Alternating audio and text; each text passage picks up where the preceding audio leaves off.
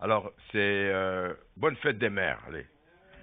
C'est Étienne qui l'a dit, mais je le répète, bonne fête des mères, bonne fête des mères. C'est votre jour aujourd'hui et nous bénissons le Seigneur qui nous a donné des mères attentionnées, des mères qui nous aiment, des mères qui nous ont élevés, des mères qui continuent. Tu sais, même à un âge avancé, ceux qui ont encore leur maman savent que la maman reste maman. Il n'y a pas d'âge. Il n'y a pas d'âge. Alors, merci pour votre consécration et que le Seigneur vous fasse du bien. Nous allons nous lever pour la lecture de la parole de Dieu ce matin.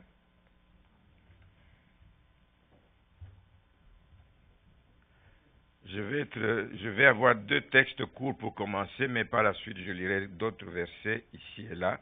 Nous lisons le premier texte dans le livre, les deux textes d'ailleurs, c'est dans le livre des Proverbes. Le premier c'est Proverbe 22, au verset 6 que vous connaissez. Instruis l'enfant selon la voie qu'il doit suivre. C'est un ordre. Instruis l'enfant.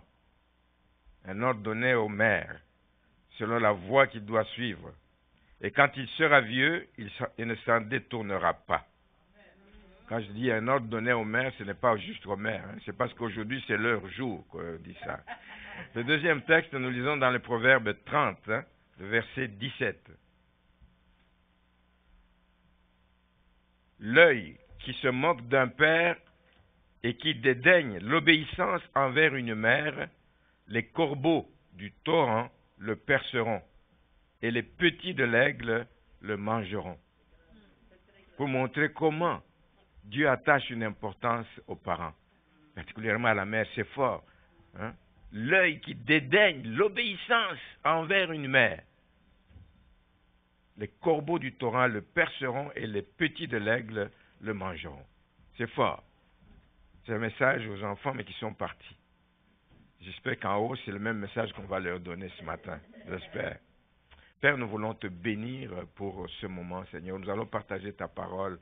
Ma prière est que tu bénisses toutes les mères de l'Assemblée, celles qui sont ici présentes, comme celles qui ne sont pas là, que ta main les touche là où elles se trouvent, et que, Seigneur, nous puissions réellement réaliser que tu nous as donné des mères dont nous nous occupons et des mères qui sont attentionnées pour les enfants et qui font leur travail avec tout leur cœur.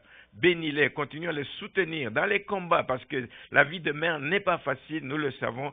Continue à les soutenir dans tous les combats qu'ils peuvent rencontrer, afin que jamais ils ne lâchent, ils ne laissent tomber les bras, jamais ils ne se découragent, parce que c'est difficile. Tu es leur soutien, tu es leur force, tu es leur refuge, et ce matin nous les bénissons en ton nom. Merci Seigneur. Amen. Vous pouvez vous asseoir. Je vais simplement parler ce matin de l'influence d'une mère. L'influence d'une mère. Je vais vraiment beaucoup insister là-dessus.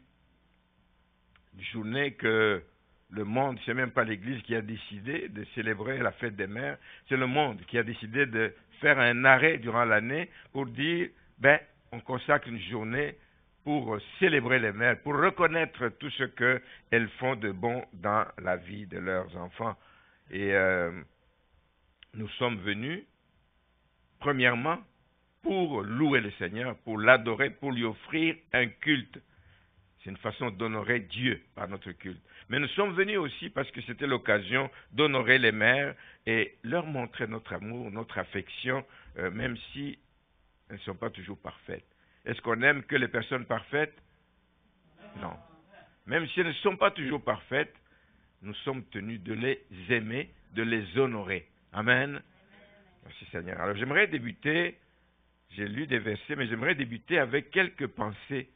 Vous savez, les hommes dans le monde, les hommes dans la vie chrétienne ont dit des choses qui concernent les mères et des choses que j'aimerais citer. Quelques citations ici. Le premier, c'est une citation de Martin Luther. Martin Luther qui a dit ceci: c'est Dieu qui lange l'enfant. Langer l'enfant, c'est-à-dire changer les vêtements, l'habiller, s'occuper de tous les soins de l'enfant. C'est Dieu qui lange l'enfant et lui donne la bouillie. C'est Dieu qui le fait. Mais il le fait par les mains de la mère. Voyez-vous, une délégation de pouvoir que Dieu fait. C'est Dieu qui s'occupe des bébés, des enfants, mais il le fait par les mains de la mère. Vous êtes bénis les mères. Vous êtes bénis de prendre soin de ces bébés, hein, de les faire grandir à l'ombre des ailes de notre Seigneur. Jean Calvin a dit aussi ceci. Dieu met l'enfant dans les bras de la mère et dit à la mère, prends soin de lui de ma part, maintenant. Prends soin de lui de ma part, maintenant. Un enfant, ce n'est pas un jouet. Un enfant, ce n'est pas un objet de plaisir, un objet qu'on balance dans tous les sens, qu'on peut négliger. Il y a une responsabilité qui pèse sur la mère parce que c'est Dieu qui vous confie ses enfants. Il les met dans vos bras et vous dit, prenez soin de lui de ma part. Il y a un proverbe africain, ce ne sont pas de reste, qui dit ceci. Je ne le cite pas dans la langue, mais je le cite en français. Même si Dieu veille sur son troupeau, il est le bon berger. Même si Dieu veille sur son troupeau, mais il prend soin de le confier à un berger. Les mamans, vous êtes des bergères. Amen. Dieu vous confie le troupeau de ses enfants, vous êtes des bergères. Charles Spurgeon, je le dis en français, une fois il entendait sa mère prier, et sa mère disait ceci, pour montrer une mère responsable qui a fait sa part et dit, maintenant Seigneur, si mes enfants continuent à pécher, ce ne sera pas par ignorance qu'ils périront. J'aurai fait ma part. Ce ne sera pas par ignorance qu'ils périront, et mon âme devra rendre rapidement témoignage contre eux au jour du jugement. J'aurai fait ma part, ils n'auront pas obéi, ce n'est pas ma responsabilité s'ils ne s'accrochent pas au Christ comme leur sauveur personnel. C'est très profond. Donc, les mères, ne vous culpabilisez pas toujours. Quand vous avez fait votre part, continuez simplement à prier. Il y a la responsabilité des enfants aussi. On a dit, instruis-le pendant qu'il est encore jeune. Et en espérant que quand il sera grand, qu'il ne s'en détourne pas. Mais il y en a qui s'en détournent. Mais il y en a qui s'en détournent pour un petit temps. On en a vu. Un petit temps de rébellion, un petit temps de folie passagère. Mais quelque temps après, ils reviennent dans la maison du Seigneur. Ils tombent à genoux devant le Seigneur. Ils reconnaissent qu'il est vivant et qu'il règne. Alors, ces citations vont toutes, comme vous le voyez, dans le même sens. Elles vont vraiment dans le même sens qui dit que le rôle d'une mère ressemble au rôle d'un berger.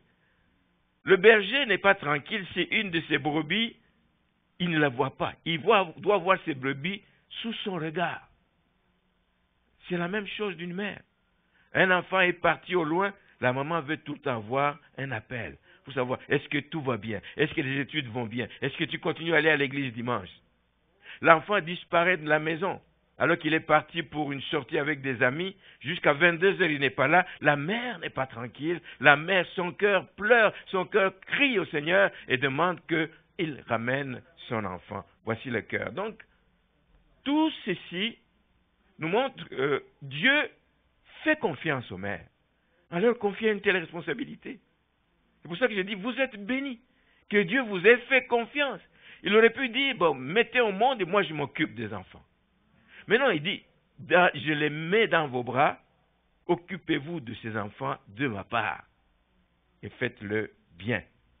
Il y a une confiance que le Seigneur vous fait, mais qui va avec une responsabilité également. Et la responsabilité est lourde, parce qu'une mère doit tout faire tout ce qui est en son pouvoir, afin que son enfant ne sombre pas dans le monde. Le monde attire, le monde veut les accaparer. Mais la mère doit tout faire pour que son enfant ne sombre pas dans le monde. Parce que si elle ne fait pas sa part, elle aura des comptes à rendre à celui qui lui a confié cet enfant. Alors, je pense que, et les mères pourraient nous le dire mieux que moi évidemment, que dans les bras d'une mère, il se passe beaucoup de choses. Dans les bras d'une mère, oui, on communique l'amour. Dans les bras d'une mère, l'enfant ressent des choses. Il y a comme un transfert qui se fait de la mère vers l'enfant. Il y a des choses qui se passent, des choses qui vont influencer la vie de cet enfant au fur et à mesure qu'il grandit. L'enfant n'oubliera pas que sa mère l'a porté. L'enfant n'oubliera pas le temps que sa mère a passé à jouer avec lui. L'enfant doit être encouragé quand il est dans les bras de sa mère. Tu vas être grand, tu vas être bon, tu vas être ceci, tu vas être cela. Et je sais qu'il y a des mamans qui parlent à leur enfant, parlent comme si elles parlaient à, je ne sais pas qui. Non, même pas dans le sens d'adulte, mais toi, tu es un chien, toi, tu ne seras... Non. Communiquez-lui des paroles qui le valorisent. Communiquez-lui des paroles qui le relèvent. Communiquez-lui des paroles qui lui montrent qu'il a du prix aux yeux de Dieu, même à tes yeux comme mère. Dans les bras d'une mère, il se passe des choses. C'est là qu'on encourage l'enfant à être meilleur. Oui, les enfants ne sont pas toujours à la hauteur de ce qu'on attend d'eux. Ils ne sont pas toujours à la hauteur. Ils ne font pas toujours ce qu'on veut qu'ils fassent. Mais encouragez-les à changer. Encouragez-les en montrant que c'est encore possible, que rien n'est fini pour toi. Tu as encore des années devant toi. C'est possible. Les difficultés à l'école. Mais non, mon fils, non. Nous avons un cas connu, célèbre, d'un grand monsieur, un grand inventeur, Thomas Edison. Il allait à l'école, je ne sais pas si c'est un professeur ou si c'est au niveau de l'école dans l'ensemble, où on lui montrait, écoute, tu perds ton temps ici, tu n'as même pas ta place. Et il disait même ça à sa mère. Il envoyait des messages à sa mère. Ce n'est pas très encourageant. J'envoie mon enfant à l'école pour qu'on le forme et on me revient en disant, il vaut rien, il ne peut rien faire de bon, etc. Viens reprendre ton enfant. Mais la mère a dit simplement ceci. Elle n'est pas allée chicaner les professeurs. Elle a dit, je crois que vous n'avez pas compris mon fils. Vous ne le comprenez pas.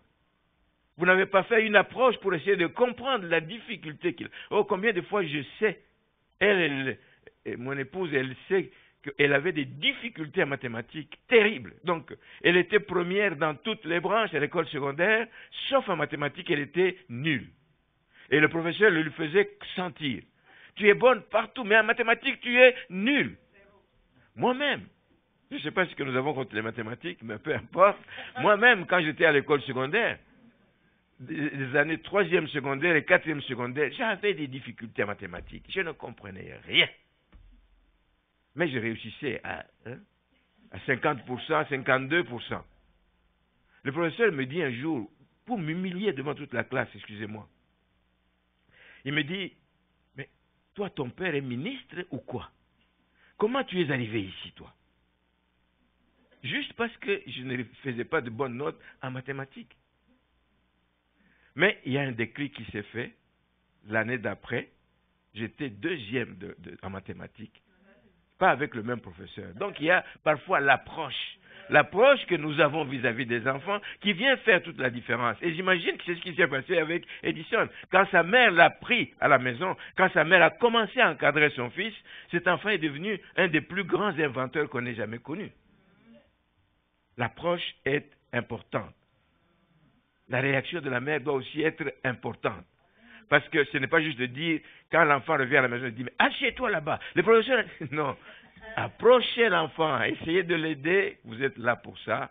Et on a vu des gens qui étaient comme désespérés, mais à cause ou grâce à l'approche de la mère et des gens qui l'entouraient, l'enfant est devenu un champion. Alors c'est vraiment un message que je donne aux parents. Vous avez peut-être des enfants qui ont de la difficulté ici ou là, qui sont là à comprendre des choses. Aidez-les, occupez-vous d'eux comme cela se doit. Une dernière citation, c'est de Washington, George Washington, qui était président des États-Unis, qui a aussi reconnu l'influence de sa mère, qui dit que tout ce que je suis, il est président quand il dit ça, il est président des États-Unis, tout ce que je suis, je le dois à ma mère. Waouh! Je ne sais pas si quand il a dit ça, sa mère était encore en vie, je ne crois pas, mais toujours est-il que c'est un bon témoignage sur le travail qu'une mère a fait dans sa vie. Et moi, je témoigne aussi de ce que ma mère a fait dans ma vie et beaucoup ici peuvent le témoigner. Il reconnaît tout ce que je suis, je le dois à ma mère. Je le dois à celle à qui Dieu m'a confié. C'est elle qui a veillé sur moi. C'est elle qui m'a soigné. C'est elle qui me berçait. C'est elle qui m'a amené à l'hôpital. C'est elle qui a fait tout ce que vous pouvez imaginer que les enfants ont besoin d'avoir dans leur vie. Dans la Bible, il y a de beaux exemples. Pour revenir à la Bible.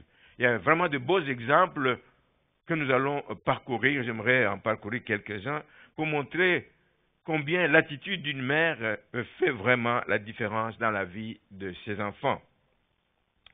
La première des mères que j'aimerais citer, je vais passer dessus rapidement, c'est la mère de Jésus, Marie, la mère de Jésus. La Bible dit ceci dans Luc au chapitre 1er. Je vais lire les versets 34 et 35. Luc 1er, versets 34 et 35. Marie dit à l'ange, ça se passe au moment où l'ange Gabriel vient lui annoncer la nouvelle qu'elle va être enceinte. Marie dit à l'ange, comment cela se fera-t-il puisque je ne connais point d'homme? Comment je vais concevoir alors que je ne connais point d'homme? L'ange lui répondit, le Saint-Esprit viendra sur toi et la puissance du Très-Haut te couvrira de son ombre. C'est pourquoi le Saint-Enfant qui naîtra de toi sera appelé Fils de Dieu. Je vais au verset 38, et la réponse de Marie à l'ange. Marie dit, je suis la servante du Seigneur, qu'il me soit fait selon ta parole. Et l'ange la quitta plutôt. Marie, en apprenant cette nouvelle, si pour une mère, quand tu vas faire ton test de grossesse, on te dit, yes, tu es enceinte, que tu sautes en l'air, tu es toute dans la joie. Mais Marie a été troublée par la nouvelle. Je vais être enceinte, mais je ne suis pas mariée, je ne connais pas d'homme. Je ne suis que fiancée à Joseph, je ne connais pas d'homme. Mais qu'est-ce que je vais devenir? Mais il va m'abandonner quand il va apprendre que je suis enceinte. Non seulement lui, il va m'abandonner, mais ma réputation dans la ville, tout le quartier, toute la communauté va le savoir. Et c'était une honte terrible, une fille qui tombe enceinte. Aujourd'hui, ça se fait comme ça. Là. Ça se fait comme ça et, en tout cas, toujours est-il que...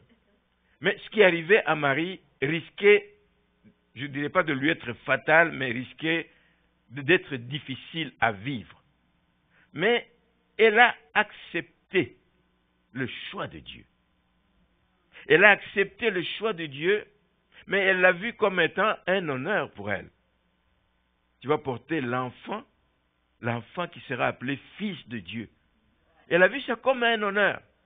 Pour l'instant, elle met de côté l'histoire, dit, le Seigneur va dealer avec ça, mais pour l'instant, je le vois comme un honneur, je le vois comme une bénédiction dans ma vie de porter le Fils de Dieu. C'est un honneur, une bénédiction. Et elle a assumé sa grossesse jusqu'au bout. Et elle a assumé sa mission qui venait avec cette grossesse jusqu'au moment de l'accouchement. Elle a accouché, elle a porté l'enfant, elle l'a amené à l'église, au temple pour la consécration de l'enfant quand il avait l'âge, les 8 jours, etc. Lorsque Hérode a eu la nouvelle qu'on allait tuer les enfants, mais elle a pris le risque avec son mari de fuir pour protéger cet enfant. Et elle a assumé ses responsabilités de protection. Une mère protège son enfant. Oh là, si vous saviez des situations que les mères ont vécues pour protéger leur enfant, parfois c'est terrible à comprendre. Terrible à comprendre. J'ai vu quelque chose sur MSN, sur Internet, là, une femme qui allait presque se battre avec un ours. Une femme, petite femme comme ça en Chine. Et un ours est sur le mur et un petit chien, de rien du tout, tu sais comment les petits chiens, il voit un ours là, il commence, il s'approche. Le chien s'approche et l'ours est en train de descendre pour, je ne sais pas, il a ramassé. Et là, la femme est venue, seule, sans rien à main. J'ai vu ça, j'ai dit, mais... Il a commencé à taper l'ours comme ça. Mais l'ours pouvait mordre et puis l'attirer, l'amener en haut et puis... Elle a commencé à taper. L'ours a fui. Je me dis, voici ce qu'une mère peut faire aussi avec son enfant. Devant un danger comme celui-là, et il ne va pas voir le danger, elle va courir pour essayer de sauver son enfant, son bébé. Merci Seigneur. Elle a pris des risques, elle est allée donc pour protéger l'enfant Jésus quand il était menacé. Ce qu'elle a fait encore, c'est qu'elle a amené son enfant, Jésus, chaque fois qu'ils allaient au temple, dès le jeune âge, amener avec eux au temple, comme vous le faites, et que vous devriez faire plus souvent avec les enfants. Il ne faut jamais laisser les enfants, il faut les amener à l'église. Amen. À force d'entendre des choses, j'ai entendu... C'est qui a dit tout à l'heure, je donne à Dieu, je ne sais pas quoi. Écoutez, l'enfant entend des choses dans la maison du Seigneur qu'il retient depuis son jeune âge et puis qu'il va mettre en application plus tard. Il avait l'habitude de l'amener au temple dès son jeune âge. Il est resté dévoué à sa mission jusqu'à la mort. Je passe toutes les étapes de la vie de Jésus-Christ où il l'accompagnait partout, il allait, etc. Mais il est allé jusqu'à la croix. Une mère est allée jusqu'à la croix, alors que tous ceux qui étaient les proches collaborateurs, le staff qui a marché avec lui pendant des années, ils avaient fui parce qu'ils avaient peur de la persécution. Mais la mère était là, elle était là jusqu'au moment où son fils a rendu le souffle, jusqu'au moment où on l'a sorti, on l'a mis dans la tombe. Voici une mère. Et moi je me dis, et je dis à chaque mère ce matin, que votre enfant a besoin de votre protection. Votre enfant a besoin de votre présence. Soyez présente dans la vie de vos enfants. Soyez présente quand ils vont faire un spectacle. Il y a des parents qui sont indifférents. Il y a un spectacle à l'école, etc. On invite les parents. Mais moi, je n'ai pas le temps. Tu vas aller avec ta petite sœur. Tu vas aller avec ta... Soyez présents. Ça leur donne la fierté. Ma mère était là. Ma mère m'a vu. Soyez là quand votre enfant va être reconnu pour telle ou telle chose qu'il a fait dans la société. Ne fouillez pas vos responsabilités. Protégez votre enfant, mes sœurs, par rapport à toutes ces valeurs mondaines. Le monde, ce que le monde offre à la jeunesse aujourd'hui, c'est des choses qui vont à l'encontre de ce que la Bible recommande. On les attire dans des choses où la Bible dit de faire le contraire. Le monde, protégez votre enfant contre ces choses-là. La télévision et Internet sont les moyens, évidemment, appropriés que le monde utilise pour atteindre ses enfants, pour faire la promotion de toutes ces mauvaises choses. Sachez quel est l'âge que votre enfant a pour qu'il passe du temps sur Internet afin de regarder ce que vous ne savez même pas. Mais heureusement qu'on a mis aujourd'hui des outils entre les mains des parents pour essayer de contrôler, de bloquer certains accès. Mais vous avez la responsabilité de les protéger contre ces influences néfastes du monde. Je sais que ce n'est pas facile parce que l'enfant peut aller voir des choses à l'extérieur, à l'école, avec le cellulaire de son copain, etc., etc. Je sais que, mais faites ce qui est en votre pouvoir et le Seigneur vous aidera. Mais je sais que quand vous allez le demander aux enfants, vous serez incompris de votre enfant. Oui, mais pourquoi toi tu me demandes ça? Tous les autres dans la classe, même le professeur nous encourage à regarder telle ou telle chose. Vous serez parfois incomprise. Pas grave. Comme Marie a été incomprise dans beaucoup de choses. Vous aurez aussi, comme elle, parfois l'âme transpercée. C'est comme on vous pique un coup de couteau, etc. Vous serez transpercé par ce qui arrive à votre enfant, que vous n'attendiez pas, que vous n'avez pas souhaité. Que vous vous réveillez le matin, vous trouvez que votre fils est pris dans la drogue. Vous vous réveillez ce matin, votre fils a été pris dans un dépanneur en train de voler. Coup de poignard.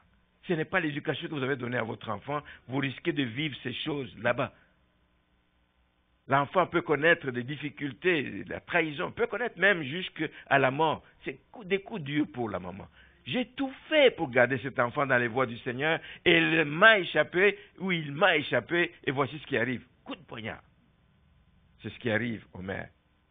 Ce qui va arriver, c'est ce qu'ils font aussi, qui est le contraire de ce que vous leur avez chaque fois appris. Mais ne lâchez pas, bien-aimés, tant qu'il y a danger. Et ici-bas, il n'y a que ça qui nous entoure, que des dangers. Vous allez à gauche, c'est des dangers. À droite, c'est des dangers. Le matin, le soir, c'est des dangers. Il y a danger dans la demeure. Il y a danger ici-bas. Les mères doivent être vigilantes, doivent toujours veiller et prier pour leurs enfants. Il part, il n'est pas avec vous. Vous ne savez pas ce qu'il va faire. Vous ne savez pas qui il va rencontrer. Priez la journée pour votre enfant, pour que le Seigneur le garde, pour que le Seigneur le protège. Vous avez évidemment besoin de communiquer votre amour à votre enfant. Et c'est une bonne chose, c'est une des missions principales de la mère. Alors, si vous voulez le faire de la meilleure façon, il n'y a rien de tel que la présence d'une mère. La présence d'une mère. La mère, il y a des mères qui sont tout le temps parties dans les affaires, qui sont dans les fêtes, qui sont parties dans des sorties avec des amis, qui laissent des enfants avec une bonne, avec... Ici, peut-être pas, parce que les bonnes, c'est pas courant ici, mais je sais qu'en Afrique et ailleurs, en Haïti, j'imagine que c'est comme ça. Non, vous ne pouvez pas laisser votre enfant entre des mains des inconnus. Soyez là le plus possible. Je sais que vous devez aller au travail. Il n'y a rien à faire. Il faut aller au travail. Mais aussitôt que vous revenez, prenez des nouvelles. Comment a été la journée? Comment s'est passée la journée? Prenez des nouvelles. Soyez présente. Soyez présente. Vous pouvez parler à votre enfant. Vous pouvez mal lui parler. Mais vous savez, vous pouvez corriger des choses. Il y a des parents qui ont le courage de demander pardon. Excusez-moi, pardonnez-moi, parce que je n'aurais pas dû te parler sur ce ton. C'est normal, c'est normal. Vous pouvez le faire, vous pouvez le faire. Mais rien ne peut compenser votre absence. Bien-aimés, combien de fois n'avons-nous pas entendu des situations dramatiques dans la vie des gens devenus adultes qui continuent à souffrir à l'âge adulte de l'absence de leur mère? C'est tout le temps parti.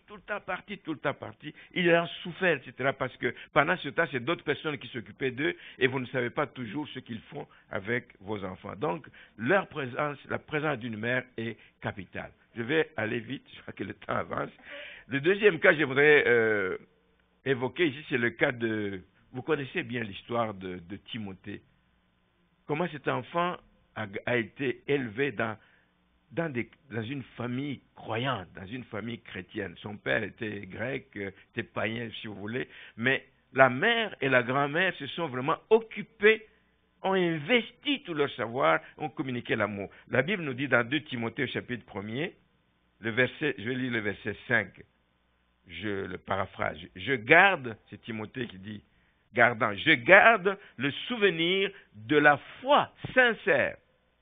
Une foi sincère, une foi authentique. Pas juste une foi, je dis je crois de la bouche, mais une foi sincère parce qu'on en voit les fruits. Je garde le souvenir de la foi sincère qui est en toi, Timothée, qui habita d'abord dans ton aïeul, dans ta grand-mère Loïs, et dans ta mère Eunice, et qui, cette fois, j'en suis persuadé, habite aussi en toi. Il a vu une foi sincère. La foi nous est donnée par Dieu. Mais la foi nous est donnée par ce que nous entendons, par ce que nous apprenons ici et là. Et il faut que vous entendiez des choses pour que vous puissiez développer et faire grandir votre foi. 2 Timothée 3, le verset 14. Toi, Timothée, demeure dans les choses que tu as apprises et reconnues certaines, sachant de qui tu les as apprises. Dès ton enfance, tu connais les saintes lettres, tu connais les Écritures, qui peuvent te rendre sage à salut par la foi en Jésus-Christ. Les Écritures peuvent te rendre sage à salut, c'est-à-dire les Écritures peuvent créer en toi, faire sentir le besoin du salut en Jésus-Christ. Tu les as. La foi vient de ce qu'on entend vient de la parole de Dieu. Et quand tu as la foi, tu as besoin de connaître ce Seigneur et de te donner à lui pour que tu obtiennes le salut. Donc, elle, c'était une femme juive, mais une femme croyante qui croyait en Jésus, et c'est une bonne chose d'avoir une mère qui croit en Jésus-Christ. Je sais que beaucoup de jeunes que je connais, dont moi-même, enfin, non, moi c'est pas, mais il y avait d'autres jeunes dont les parents ne voulaient pas qu'ils aillent, lorsqu'il y a eu le mouvement charismatique, les parents ne voulaient pas, parce qu'il y avait vraiment comme une séparation nette, catholique d'un côté, on ne veut rien savoir des protestants, évangéliques et autres, mais il y a eu un mouvement charismatique qui est né vraiment, qui a attiré beaucoup de gens. Alors il y a des jeunes qui y allaient en cachette parce que si les parents savaient qu'ils allaient là-bas, ils allaient là où notre sœur Nadine allait d'ailleurs. C'était une cellule qui était née, c'est mon neveu et puis son ami que tu as déjà vu. Ils allaient en cachette. Parce que les parents d'ailleurs, les parents n'allaient pas à l'église, ne croyaient vraiment pas tellement à toutes ces choses. Mais la mère ici, Eunice, était juive, elle croyait en Jésus-Christ, elle était forte spirituellement pour pouvoir communiquer la foi à son enfant. Elle était forte grâce à quoi? Parce qu'elle-même a eu une mère qui était croyante. Amen. Sa mère Loïs, qui est la grand-mère de Timothée. Elle a eu des bonnes valeurs qu'elle a reçues elle-même de sa mère, si bien qu'elle peut communiquer ça à son propre fils. Et c'est ce qu'elle a transmis à Timothée. Aujourd'hui, le monde dans lequel nous vivons encourage beaucoup les valeurs passagères. Les valeurs passagères. L'argent. Il faut absolument mon fils, il faut que tu ailles travailler pour l'argent. Oui, on a besoin d'argent, mais on a aussi besoin d'un moment pour aller nous nourrir spirituellement. On a besoin d'argent, mais on a besoin aussi d'aller chercher la force dans les Écritures. Mais le monde encourage l'argent, le monde encourage une position sociale élevée, le monde encourage la renommée. Mais c'est des choses qui ne sont que passagères, parce qu'une renommée peut tomber du jour au lendemain. On a eu des gens qui étaient connus dans le monde, etc., des grands messieurs qui étaient presque adulés, mais à cause d'une faute, à cause d'une erreur, à un moment donné, toute leur renommée est effacée. Plus personne ne veut entendre parler de lui. Une position sociale, c'est bien. Tu es élevé, du jour au lendemain, paf, tu te retrouves au chômage. C'est bien tout ça, mais c'est bien d'inculquer aux enfants plutôt des valeurs qui sont éternelles. Les mères chrétiennes ont des valeurs à communiquer aux enfants et donc doivent imiter l'exemple de Loïs et de Nice pour initier leurs enfants à ces valeurs éternelles que nous donne la parole de Dieu. Qu'est-ce que ces mères ont fait, Loïs et grand-mère et la mère Eunice? Elles ont transmis, comme nous le dit le verset 5 que nous avons lu, elles ont transmis une foi sincère en Jésus-Christ. Et tout ça a été favorisé par l'environnement familial de Timothée. Il a vécu dans un environnement où il entendait parler de Jésus. Il a vécu dans un environnement où on allait à l'église. Il allait dans un environnement où on priait dans la maison. Il était dans un environnement où on lisait la parole de Dieu, où on méditait la parole de Dieu. Il était dans cet environnement. Mais ces femmes comptaient aussi sur l'aide de Dieu pour amener leur enfant, pour amener Timothée à connaître Jésus-Christ depuis son enfance. Il faut que l'enfant fasse le choix. La foi, tu ne la transmets pas par hérédité. Il y a des gens qui croient à ça. Puisque je suis né dans une famille, mon père était pasteur, donc je suis chrétien, donc on déduit beaucoup de choses. La foi ne se transmet pas de façon héréditaire. La foi, c'est personnel. Mais c'est personnel, mais il faut que tu te retrouves dans un environnement qui favorise l'éclosion de cette foi. Amen. Que ce que tu entends t'amène à chercher le Seigneur. Que ce que tu entends te pousse à prier. Que ce que tu entends te dise de faire attention à la marche que tu es en train de mener. La foi n'est pas héréditaire. Donc, essayez d'aider les enfants, dès le jeune âge, à aimer la parole de Dieu. Entraînez-les à lire la Bible. Peut-être qu'il faut commencer par la Bible des enfants, sous forme d'histoire. Et c'est bon que les enfants connaissent des histoires. Je ne sais pas si c'est un enseignant de l'école de dimanche qui nous disait une fois, oui, l'enfant, je crois que c'est Antoine. Alors, on demandait quel enfant qui pouvait raconter une histoire sur Jonas. Ah, ben, dis donc, il a dit tout. Ça veut dire qu'il connaît, il prend le temps, il doit avoir une Bible, j'imagine, avec des photos, où c'est la maman qui passe ce temps à lui lire, tout ça. L'enfant retient ces choses là-bas. Et c'est ça qui fait grandir la foi d'un enfant, dès leur bas âge. Il sait que Jésus existe. Quand je suis malade, même à l'école, j'ai mal à la tête, ma mère m'a appris que je peux prier, je peux appeler Jésus-Christ. Entraîner les enfants à la lecture de la Bible, prier avec les enfants à la maison. Priez avec les enfants à la maison. Allez avec eux au culte. Allez avec eux au culte. C'est comme ça qu'ils sauront que le culte est important. Moi, je dis toujours, vous restez dormir. Vous restez au lit. L'enfant vient vous réveiller. Il dit, papa, maman, c'est le temps d'aller au culte. Vous dites, non, aujourd'hui je suis fatigué. Demain, c'est l'enfant qui te dira aussi, je suis fatigué, je n'ai pas le goût d'aller. Tu crois que toi, tu as le droit, moi, je n'ai pas le droit? Non, j'exagère peut-être, mais c'est cela qu'on est en train de passer comme message à l'enfant. Alors, si c'est l'enfant, je disais à quelqu'un dernièrement, j'ai des partenaires dans une famille de l'église ici, qui, eux, c'est dimanche, ils sont prêts, comme des soldats. Et ils disent, maman, papa, on va à l'église. Si pour une raison ou une autre, on ne peut pas y aller, les enfants disent, non, c'est plate ça, pourquoi? Alors, depuis lors, je pense que le message est passé. Intéressez les enfants à participer à la vie de l'église. Cette église, c'est votre église, c'est notre église. Ce n'est pas l'église du pasteur. C'est votre église, c'est notre église. Que les enfants aiment participer aux activités de l'église. Quand il y a agapé, oui, amenez les enfants. vont socialiser avec les autres. Alors, c'est pour dire que, et c'est peut-être sous forme de question que je pose ça aux mères ce matin, les habitudes de votre famille, est-ce que vous pensez, vous êtes sûr vraiment qu'elles permettent de conduire vos enfants à une foi authentique? Si oui, gloire à Dieu. Sinon, ressaisissez-vous, l'occasion est belle pour vous en parler. Amen. Elles lui ont transmis une foi sincère en Jésus-Christ. Elles lui ont inculqué le respect des Écritures dès son jeune âge. C'est ce que nous avons lu dans le deuxième texte. Donc, habitude de lire la parole de Dieu, etc. Et il va vous voir méditer la Bible, et puis il va lui aussi, un jour, s'intéresser à commencer à parcourir la Bible et lire certains versets s'il sait lire. Et vous lui inculquez les commandements de Dieu, vous lui inculquez ce que la Bible demande. À l'époque, dans le livre de Deutéronome, on disait que tu vas inculquer à tes enfants, tu en parleras quand tu es en voyage, tu en parleras quand tu es à la maison, quand tu en parleras le matin, tu en parleras le soir, etc. C'est ce que les parents chrétiens doivent aussi faire s'ils veulent voir leurs enfants grandir et une fois devenus adultes, qu'ils soient eux-mêmes à mesure de remplir leurs devoirs. Mais leurs devoirs ne sont pas des devoirs juste envers Dieu, mais c'est des devoirs envers eux-mêmes. C'est aussi des devoirs envers la société dans laquelle ils sont. Si vous avez inculqué les bonnes valeurs chrétiennes dans vos enfants, vous êtes en train de former des citoyens, de bons citoyens pour le pays. Amen.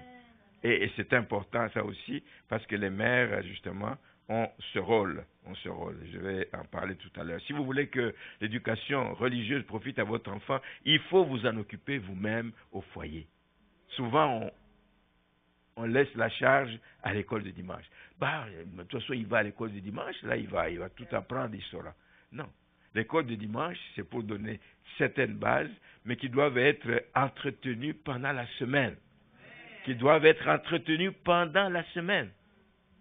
Et c'est tellement vrai que, à l'école de dimanche, elle qui est montée avec les jeunes, comment elle s'appelle? Laura, ne connaît pas ses enfants. Ne connaît pas leur caractère, elle vient d'arriver à peine à l'église, ne connaît pas leur caractère, ne connaît pas leur force, ne connaît pas leur faiblesse. Parfois, elle peut mal réagir, dit, mais il ne comprend rien, mais les parents savent pourquoi. Alors, c'est le parent qui sait comment redresser les choses. Donc, intéressez-vous d'abord à ce qui est donné en haut aux enfants, pour que vous puissiez entretenir ça avec eux pendant la semaine. Réviser ces choses, parler avec eux de toutes ces choses. Donc, vous connaissez votre enfant mieux que n'importe qui. Vous l'aimez mieux que n'importe qui. Personne ne le connaît autant que vous. Sachez que l'école de dimanche ne remplacera jamais le rôle que vous devez jouer comme mère vis-à-vis de vos enfants. Votre rôle est aussi de venir appuyer le travail qui est fait au niveau de l'école de dimanche.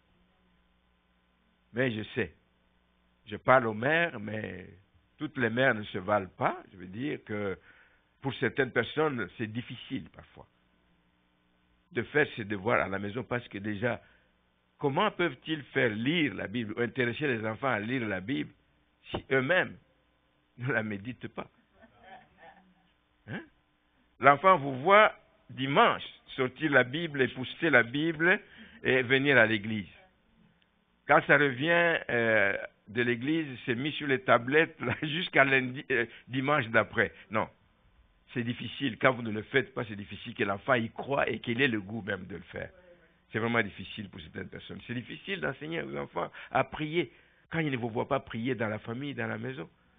Et prier, ce n'est pas qu'on ne va pas à l'école pour prier. Prier, c'est parce que vous vous asseyez, vous êtes à côté des gens que vous entendez prier. Vous vous rendez compte que prier, ce n'est pas une formule. Prier, c'est exprimer, c'est répandre son cœur. Tu parles à quelqu'un, tu parles à Dieu. Quand tu vois comment l'autre prie, tu dis, mais moi aussi je peux prier. Mais on entend beaucoup de chrétiens qui disent, pasteur, ne me demandez jamais de prier dans l'assemblée. Mais pourquoi? Pourquoi? Est-ce que vous le faites à la maison? La question est là. Voilà. Donc, elles lui ont aussi inculqué le désir de servir. Je n'ai pas lu le texte, mais c'est le verset suivant, 2 Timothée 3, le verset 16. Il dit, toute écriture est inspirée de Dieu et utile pour enseigner, pour convaincre, pour corriger, pour instruire dans la justice. Dans quel but? Afin que l'homme de Dieu soit accompli et propre à toute bonne œuvre. Prêt à toute bonne œuvre. Préparé à toute bonne œuvre. Préparé à servir. Et ce n'est pas étonnant que dès son jeune âge, Timothée était prêt à se tenir aux côtés de Paul, à faire des voyages, des longs voyages avec Paul, parce qu'il a été préparé. La Bible, la parole de Dieu qu'on lui a donnée, etc., lui a permis de devenir propre, prêt à toute bonne œuvre. C'était un homme de Dieu accompli. Donc, c'est grâce aux valeurs que nous recevons évidemment de nos mères, particulièrement ce matin, et que donc on peut arriver à servir. L'engagement à servir Dieu se développe s'il est encouragé. Et il faut penser à encourager vos enfants. La relève de cette église ne viendra pas de l'extérieur. Sinon, nous aurons fait, et moi et les parents, nous aurons fait un travail vain. Mais la relève doit venir d'ici, de ces enfants qui fréquentent l'église. Demain, c'est eux qui viendront se tenir quand moi je ne serai plus, quand nous aurons vieilli ou nous serons déjà partis vers le Seigneur. Mais c'est eux qui viendront ici devant pour prêcher. C'est eux qui viendront pour conduire les chants, c'est eux. Mais il faut leur donner le goût de le faire, le goût de servir dans la maison du Seigneur et le goût de partager la foi à d'autres personnes, etc. Il pourra s'intéresser à ce moment-là aussi à assumer un rôle quelconque dans l'Église selon les dons, selon les talents que Dieu met à son service. Peut-être un jour devenir aussi missionnaire, comme Timothée. Aujourd'hui, on ne parle plus, on n'entend plus parler des missionnaires. Les missionnaires, c'est toujours des gens qui doivent venir de loin, d'Afrique, d'Asie, etc. Ils vont missionner. Mais non, il faut que le Québec envoie. Mais il a envoyé quelques missionnaires, ça fait des années. Mais on n'entend plus beaucoup de vocations des gens qui vont en mission ici et là. Mais il faut qu'ils sortent des missionnaires parmi tous ces enfants grâce au travail qui est accompli par les mains. C'est pour ça que nous avons hâte, bien aimés, de démarrer le travail qu'on a annoncé tout à l'heure avec les jeunes. C'était mon cœur qui saignait, etc. Et puis j'ai dit, Seigneur, permets-nous d'investir quelque chose dans cette jeunesse montante. On ne va pas les voir nous échapper entre les bras comme ça, entre les doigts, et partir attirés par le monde, parce que l'Église ne leur donne rien. Mais aide-nous, Seigneur, à donc démarrer ce travail auprès des adolescents. Ce n'est pas pour en faire des pasteurs nécessairement, mais pourquoi pas. Mais nous voulons qu'ils travaillent, bien aimés, dans le séculier, mais qu'ils travaillent comme des disciples de Jésus. Ah oui, dans le séculier, dans différents domaines, etc. Mais il faut qu'ils travaillent comme des disciples de Jésus-Christ. Alors si vous désirez qu'ils vivent pour Dieu, il y a un travail que vous devez faire comme mère. Dieu a prévu quelque chose pour eux, vous devez les encourager à y arriver. Confiez-les à Dieu parce qu'ils appartiennent à Dieu. Dieu ne vous a fait que vous les prêtez. Les enfants ne vous sont que prêtés, mais ils appartiennent à Dieu. Et le dernier cas que j'aimerais partager ce matin, je vais passer dessus vite, c'est le cas de la femme de Zébédée avec ses deux enfants, Jacques et Jean. Nous lisons un texte dans Matthieu au chapitre 20, le verset 20. Alors la mère de fils de Zébédée s'approcha de Jésus avec ses fils et se prosterna pour lui faire une demande. Qu'est-ce qu'elle a demandé? Il lui dit, que veux-tu? Jésus qui dit, que veux-tu? Et il dit, ordonne-lui, lui dit-elle, que mes deux fils, c'est-à-dire Jacques et Jean, que voici, soient assis dans ton royaume, l'un à la droite, l'autre à la gauche. C'est la demande de la mère. C'est la demande de la mère.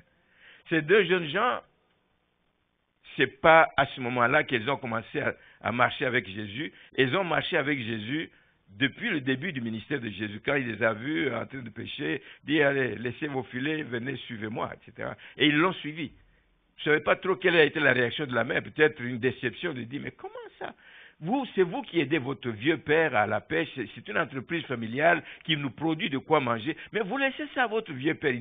Mais ils sont partis parce qu'ils ont trouvé un maître qui était bon. Ils ont découvert qui il était, etc. Mais ça a été difficile, des moments difficiles pour la mère, parce que ils ont vu les enfants quitter la maison, abandonner cette entreprise, mais plus tard, on ne va pas aller lire ce passage, la Bible qualifie ces enfants de fils du tonnerre. Je ne suis pas sûr que ce soit un qualificatif qui indique qu'on a affaire à quelqu'un de bien, de doux. Fils du tonnerre, c'est quelqu'un qui tonne, c'est quelqu'un qui, etc. Et ça lui a été donné parce qu'une fois, vous connaissez l'épisode où Jésus s'en allait vers Jérusalem et puis il les envoie. Les deux, allez chercher un logement pour moi. C'est où dans un pays de Samaritains, il y avait comme antagonisme avec les Samaritains, ils ne s'entendaient pas. Il les envoie aller me chercher un logement, mais les gens ont dit non, non, non, non, il n'y a rien à voir avec vous. Les Samaritains ont refusé. Mais la réaction de ces deux jeunes, ça a été dit à Jésus, est-ce que tu veux vraiment que nous commandions au feu du ciel de consumer ces Samaritains? Jésus a dit, oh, oh, non, surtout pas ça. Voici la réaction de ces jeunes gens. Ça montre un peu quel était leur caractère, mais qui, avec le temps, a été façonné par Jésus-Christ. Avec le temps, la mère priait pour eux, que ses enfants changent, etc. Il a appris combien le ministère de Jésus les avait façonnés, combien le ministère de Jésus grandissait, avait un impact dans la ville. Et il réalisait que Dieu avait vraiment béni ses enfants en les laissant aller suivre Jésus-Christ. Et la vérité est qu'ils ont fini par faire partie du cercle rapproché de Jésus-Christ. S'il y a des personnes que Jésus a amenées presque partout avec lui, il y a des places où il disait à tout le monde de rester, venez avec moi, c'était Pierre, Jacques et Jean, les trois. Les deux fils étaient là. Donc il était devenu très proche de Jésus-Christ. Et un jour, ses enfants ont convaincu leur mère et dit, ben écoute, c'est vrai, nous sommes là, mais on a toujours peur. Hein? Nous sommes dans le cercle rapproché, mais est-ce que demain, quelqu'un d'autre ne viendra pas prendre notre place? Alors, ils sont parlé à leur mère et dit, va plaider notre cause auprès de Jésus. Qu'est-ce qu'ils avaient en tête? Beaucoup de gens n'avaient pas compris que Jésus n'était pas venu pour implanter son royaume sur terre. Peut-être pour eux c'était le cas. Ils disent, oh, nous voulons être justement les bras droits et autour de lui, les personnes rapprochées, les personnes à qui il a confiance. Et ils ont donc demandé leur mère d'aller plaider leur cause. C'est le texte que nous venons de lire. Alors, même si Jésus n'a pas répondu positivement à la demande de la mère de ses deux enfants, je sais que beaucoup de gens accusent cette attitude d'une attitude hautaine, d'une attitude prétentieuse. Toi, tu crois que tes enfants sont toujours meilleurs que tous les autres pour que tu dises que c'est eux qui doivent être aux côtés de Jésus? On peut l'accuser d'être prétentieuse, cette mère. Mais je pense que il y a une attitude, peut-être que l'on ne voit pas toujours dans sa démarche. Il y a des bonnes attitudes qu'on peut déceler là-dedans. D'abord, il dit, dans le texte, il dit, ordonne, dit-elle, que mes deux fils que voici soient assis dans ton royaume. Et il savait que c'était le royaume de Dieu. Le royaume de Dieu. Donc, sa première bonne attitude, c'est qu'il voulait que ses fils fassent partie du royaume de Jésus-Christ. Supposons qu'elle avait compris que ce royaume, c'était au ciel. Peu importe. Sur terre ou au ciel, mais qu'il fasse partie du royaume. Une bonne attitude et qu'une mère doit souhaiter. On peut t'accuser d'être prétentieuse parce que tu veux pour ton enfant, mais tu cherches une bonne raison, une bonne cause, tu défends une bonne cause pour ton enfant. Donc, il voulait que ses enfants fassent partie du royaume. C'est le meilleur souhait qu'une mère puisse avoir. C'est de voir sa progéniture, sa descendance, reconnaître Christ comme Sauveur et Seigneur. Que ce soit lui qui règne dans leur vie, que ses enfants fassent partie du royaume.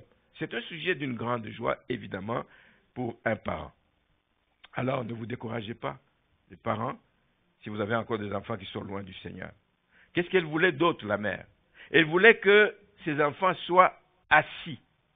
Une position assise, c'est une position de stabilité. De demeurer, demeurer près de lui, demeurer assis, c'est-à-dire engagé, c'est-à-dire actif dans le travail. Actif dans le travail. Mais pas être là aujourd'hui, demain tu n'es pas là, mais ils sont assis dans l'œuvre de Dieu. Nous avons besoin de ça dans l'Église, des gens assis, des gens qui ne voyagent pas à tout bout de champ, stables, des gens qui sont actifs et utiles pour la maison de Dieu.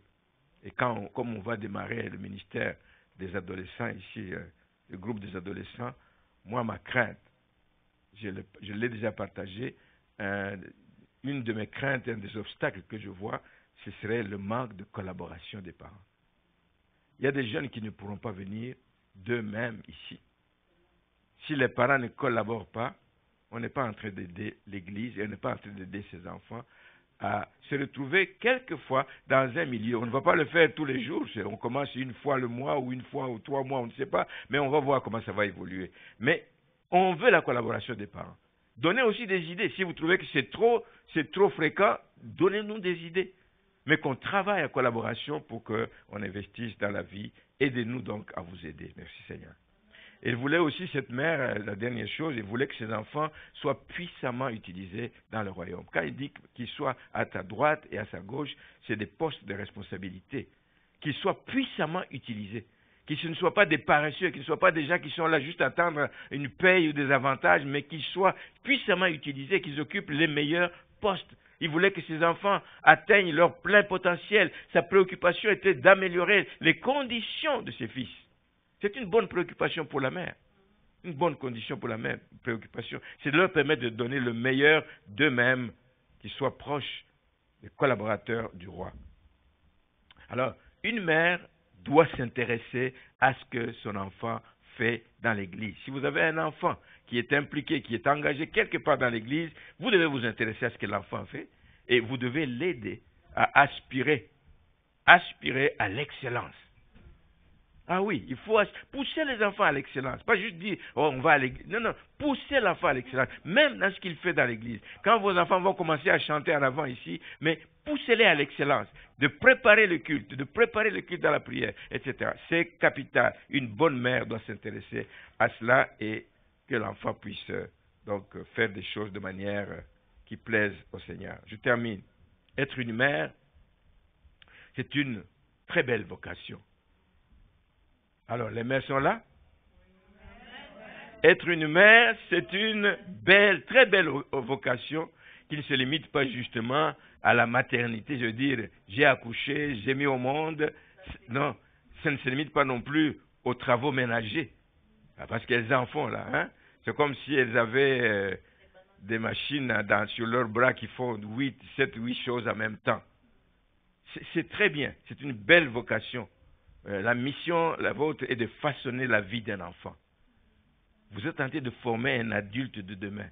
Vous êtes en train de l'entraîner dans les voies de Dieu afin qu'il serve, comme on a dit de David. David est mort après avoir servi aux desseins, aux intérêts de Dieu. Il est mort après avoir servi. Faites en sorte que votre enfant, un jour, quand il meurt, vous dites « Merci Seigneur » parce qu'il s'en va vers vous, mais il a servi aux desseins du royaume. Il y a une réflexion finale que je vous apporte, très belle réflexion, qui montre l'impact du travail d'une mère jusque sur une nation. Il dit, aucune nation n'est jamais plus grande que ses mères. Aucune nation n'est jamais plus grande que ses mères. Pourquoi? Car elles sont créatrices de la prochaine génération. Alors, réalisez votre responsabilité. Le Québec de demain, vous allez dire Haïti de demain ou l'Afrique de demain. Bon, peut-être on est loin de tout ça maintenant, mais le Québec de demain dépend de ce que les mères du Québec font. Vous attendez à voir un Québec fort, un Québec prospère, un Québec qui connaît le Seigneur, un Québec qui craint Dieu, un Québec qui fait parler de lui en bien. En bien. Il ne faut pas devenir des champions de tout ce que... Je m'excuse, mais... Une bonne mère, vraiment, doit s'occuper de ça. Et la nation sera ce que les mères auront fait d'elle. Ici, dans cette église, nous parlons de mères biologiques, mais nous parlons aussi des mères spirituelles. Moi, personnellement, je dis, oui, le monde a voulu célébrer cette fête, et aux yeux déjà du monde, c'est des mères biologiques qu'on célèbre. Mais dans l'Église, puisque nous avons décidé d'honorer les mères, nous honorons les mères biologiques, certes, mais nous honorons aussi des mères spirituelles. Parce que vous n'avez pas une idée du travail qu'une mère spirituelle peut faire dans la vie d'un enfant. Vous n'avez pas une idée du travail que ceux qui enseignent à l'école de dimanche, comme Laura, comme je ne sais pas qui d'autre, Whitney un jour va s'impliquer beaucoup plus là-dedans, elle n'est pas encore cédulée, qu'elles font sur les enfants et qui va avoir un impact sur la vie de ces enfants. Quelque part, ce sont des mères spirituelles pour ces enfants. Investissez dans ces mères spirituelles, portez-les aussi, priez pour elles, et nous voulons les honorer ici. Je vous dis que Dieu vous a richement béni en vous confiant donc les enfants à encadrer. Et nous voulons donc en tant qu'Église ce matin honorer les mères ce matin. Nous voulons les honorer et je voudrais vous inviter, d'abord les hommes qui sont ici, et à acclamer pour ces mères. On l'a pas fait depuis ce matin. Alléluia. Nous acclamons pour les mères. Alléluia. Que le Seigneur vous fasse du bien, que le Seigneur vous bénisse, que le Seigneur vous relève, que le Seigneur... Alléluia. Merci Seigneur. Merci Seigneur. Merci pour votre bon travail. Bonne journée à tous et bonne fête des mères encore une fois.